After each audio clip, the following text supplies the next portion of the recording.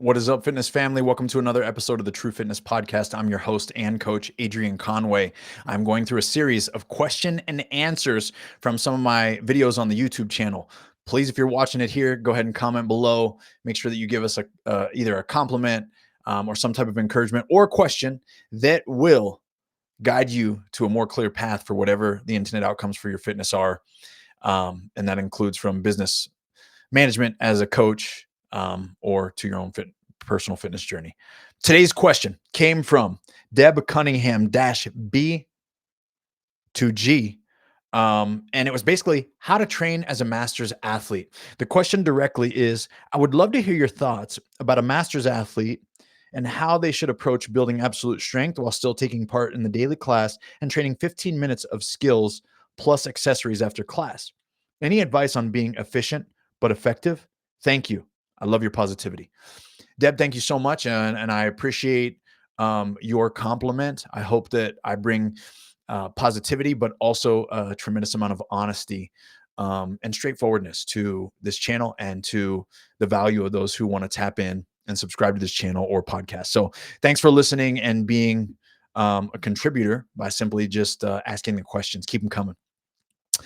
Okay, so in regards to training masters athletes, I just want to start from a real up high level view to make it very broad and inclusive, a lot like our training. Get it? Broad, general, inclusive. Nonetheless, with age, there are some considerations that we must make. The first is that we are not the same from an adaptation perspective as we were in our younger years.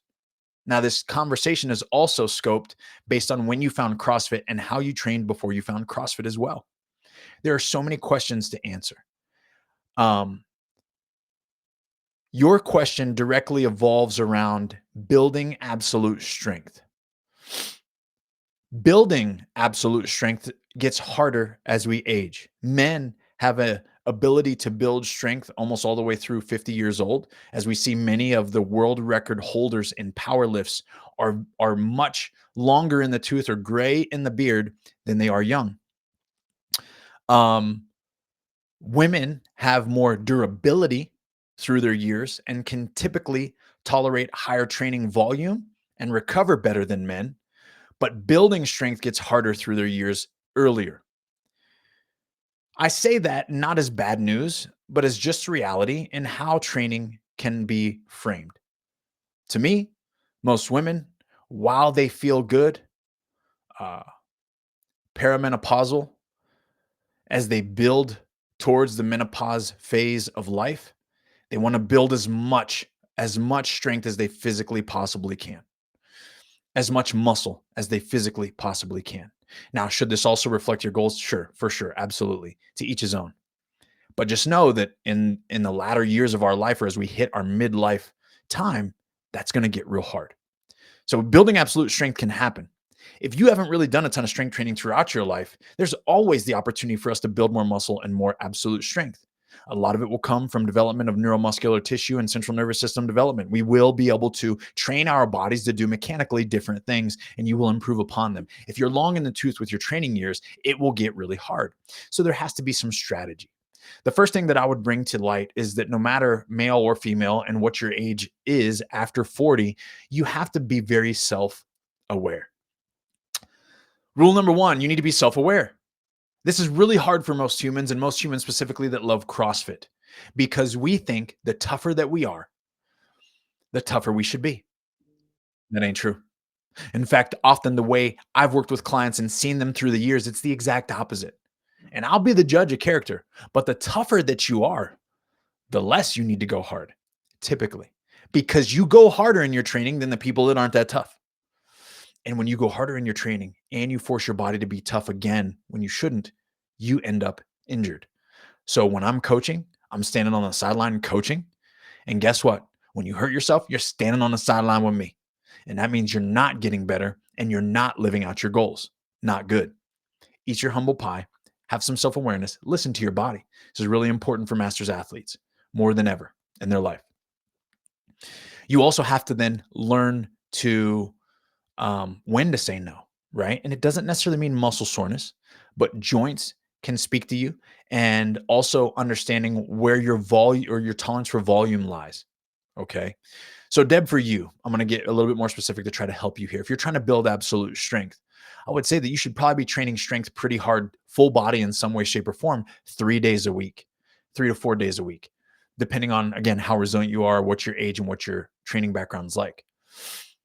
I say total body 3 to 4 days a week so that then you can undulate whether you're squatting versus hinging and pressing versus pulling with your upper body. There can still be plenty of variance within that scope, but also still give you adequate recovery for that specific motor um, pattern or mechanical function like of your joints.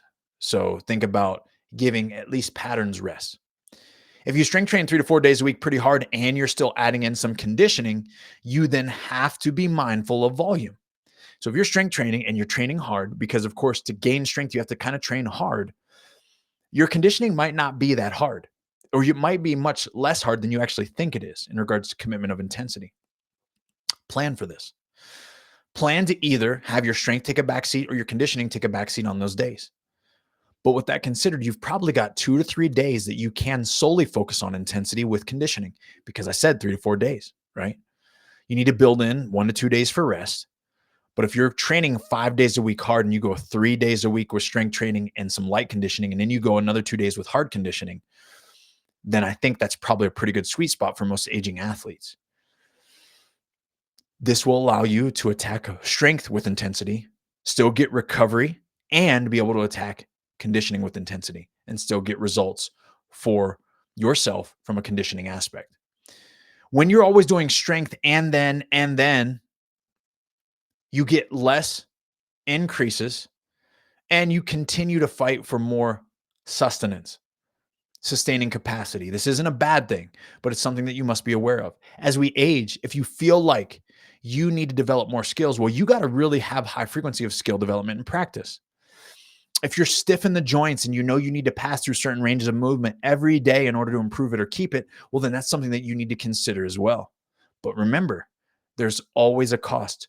True fitness has a cost. And what I mean by that is if you're chasing strength, but you always got to do conditioning and you always got to do skills where your strength is only going to get up as high as the intensity and the recovery that you provide for it. So your ability to then train conditioning and train skills while you're still trying to focus on strength will reduce the amount of return that you'll get from all that strength work and recovery that you're trying to get. So be mindful of this. There's a cost to it. There's a cost to it all. For masters athletes in general, this is my take. I personally believe that masters athletes are the most unique creatures that we have, and that most of them need one-to-one programming. I'm not saying that they can't take class. They can take class. But if you have specified goals and you want to be a competitor, you have had a very diverse background athletically, where your joints are limited and where they need attention are very different from every other human because of your life experience.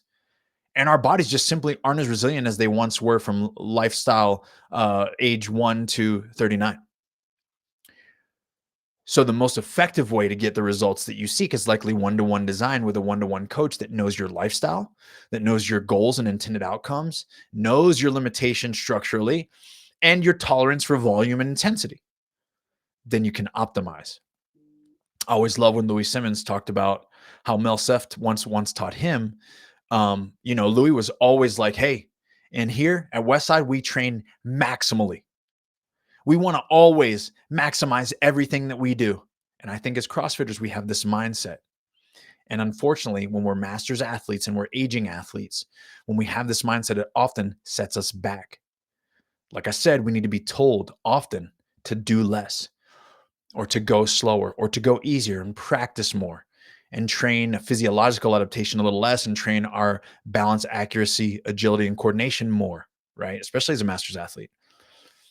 Maybe you need to do more zone 2 and zone 3 development instead of always zone 4, zone 5 there in that glycolytic energy system where we find ourselves with CrossFit. And if you build a better base, you'll perform better in that mid or that higher range. And then Mel Sef told Louis, I believe that's who told him. I could be screwing up the story a little bit. But anyways, Louis is quite a stubborn individual, and he said maximally is how we train. CrossFitters also adapt this mindset very easily because we like to suffer, we like to push ourselves, we want to be more, we're tough, all that stuff. But Louis was told it's not, the goal is not to train maximally, it's to train optimally. And the difference between suboptimal, optimal, and maximal is that optimal training allows us to go deep enough to garner an adaptation daily. But then tomorrow, you can come back and do it again with maybe a different body part, maybe a different range of motion, maybe a different movement pattern. And then the following day, you're ready to attack it again. Or maybe the following day, it's zone 2, zone 3, right? But optimal prescription, I mean, I read a lot of great programs, but optimal prescription happens when you do it for one-to-one clients because you can take all these program designs, all these templates, and really adapt it to someone's unique needs, their psychological and physiological tolerances, and help guide them through the day in and day out grind of them achieving their goals. So, the thing that you mentioned, can you train absolute strength and train conditioning and skill work 15 minutes or so a day? Yes, you can. Yes, you can. And you can remain very fit. I find that training that way all the time is going to keep you where you are more so than adapt you to a next level. Remember what gives you the best results: intensity. It is the independent variable most commonly associated with maximizing the rate of return on favorable adaptations. This is what Coach Glassman gave us when we teach the level one kernel. When we teach level ones and teach people what CrossFit is, that's what we say. We help them understand that. In short, intensity is what gives you the results. It's not consistently touching skills in a light way. It's not staying sharp at skills. It's literally diving in headlong into a skill for darn 60 minutes, for 90 minutes, and improving this one nuanced thing. Practicing it enough though, so that you can keep it fresh, right? And for a while, maybe it's ring muscle ups, and that skill work and drill work and strength work is all around ring muscle ups, because if you get one ring muscle up next year and you had 0 the next year, you're stronger. Even if none of your lifts went up, but you got the one ring muscle up. Imagine where that takes you in regards to your fitness if you're competing against a global competition like the Open. Maybe that's strength though for you. Maybe that's barbell strength. Maybe you're good at gymnastics. Maybe you're good at aerobic conditioning. Maybe you're good at mixed modal gymnastics. But then, man, that skill, when we got chest to bar pull-ups and bar muscle ups, man, I just can't do those. When's the last time you spent 4 weeks training those? 3 times a week. Hard, focused, without all the fluff of all the other fatigue that you've been building because you're still trying to be good at everything all the time. So, yes, you can do that as a master's athlete. You can do that as a teen. You can do that as an open competitive individual. You can do that for a lot of things. I mean, we are the masters of none as CrossFitters. So I hope that this conversation doesn't discourage you at all. I hope that it educates you on a way that I think that master's athletes should probably train. But I still think there's times and seasons for when you want to focus on particular things. I think this is what will garner the greatest adaptation. Then as you garner that adaptation on a specific thing, then you go back to what you were doing. What you described is how I often train athletes during the season. We train like that during the season because we have less of a focus and more of a focus on sport. Sport is being prepared for anything, right? Like we could maybe be demanded to hit a heavy lift. So I need to keep your lifts within 5 to 7% of your 1 rep max all the time. I want to keep you that sharp, optimally closer to 5% than 7. But I also want to keep your skills sharp day in and day out, just in case something's tested. But I also want to keep your cyclical metabolic conditioning up in case something, right? So that's a great way to test, going 6 weeks out from the Open, or I'm sorry, to train 6 weeks out from the Open, maybe 8 weeks out for some people. And then through the season. And then once we get back into the off season, for a lot of people, this is that time of year, we attack a weakness headlong. For a lot of people, it's getting more strength work. For a lot of people, it's strength and skill. And then they step back off of conditioning. Because again, there's a point of diminished returns. We're human. We have to recover and we have to stay fresh in order to have intensity. So this is a long rant simply about how to train as a master's athlete. We're nearing the 15-minute mark again. I'm going to try to shut this thing down. I hope this brought you some value. Consider using a bit of a seasonal approach if you have weaknesses that you want to bring up, because that's typically how you will diminish that weakness as quickly as possible, and then get back to a well-rounded approach when you're getting ready to compete. So yeah, weakness development. Isn't it crazy how, like, I thought I brought you some value and really all I said was the typical way that we train CrossFit athletes. So again, I hope that everyone listening to this and following this understands that I am no guru of any brand new approaches. I'm a quite simple coach that delivers direct information and feedback on what you need and when you need it. And I do my best to deliver on those things and make you have conviction and autonomy on how to create that for yourself as well. I don't ever pretend to reinvent the wheel. I grab, beg, borrow, and steal everything that I've ever learned throughout my 21 years as a fitness and performance coach. Um, and I hope that if you've been along with me for this journey, you for some reason appreciate that, that I'm not spitting at you some polarizing perspective on don't touch bread, don't eat fruit, only eat meat, don't eat meat, only lift heavy weights, don't do cardio, do only cardio, don't lift heavy weights. All those kind of things you just won't hear me say, because to be quite honest, they're nonsense. But nonetheless, folks, I hope you have a great day. I hope this brought you some value. Please comment below and ask me another question so we can keep the party rolling. And of course, give that button a double click if you didn't like the show, because it's all fair. I want to know your feedback too. Appreciate it. Keep rising.